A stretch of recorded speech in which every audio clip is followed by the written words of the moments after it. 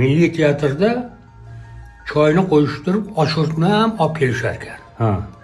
Bular ham keyinsiz, keyin kunma-kundadi, xadirada ham sotardi o'shanda. Ha.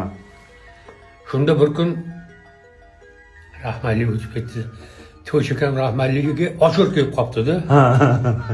To'shakam oshurtni ham, menakam gumbaga chiqib oshurtni ham kelyapsa, Jo'ra Tojiyev trolleybusda kelayotgan ekanlar. Ha. Ular mana oshurt To'lqin Tojiyev dadalari. Ha. O, To'ychiboy, bugun maishat ekandi. Odamlar qara, qanaqa mana maishat deb o'shatda nima qilib ketishgan ekan, qara, kelishib. Ana.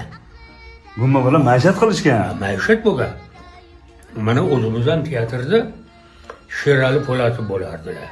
Rahmatli zabardast ovoz. Bunaqa ovozlar yo'q. Borib turib bitta yoshini olar ekanlar. Mana endi shu yerda nechta bor? Shundan 10 tani, 20 tani yerkanladi, bo'ldi, bordi. Qolganini qani paketga sol arondir ekanlar. Paketga soldirib, Proxodnoyga kelardilar. Hammani chaqirib, qani choy qo'ydirib olinglar deb. Ana. Birlashtirgan odamlar. Hammani birlashtirganda. Hammasi kelib turib, ikkita bitta olib ketib, "Ya, men bitta choy bilan yeylar, choy bilan dirdi rahmatli." Bu odamlar.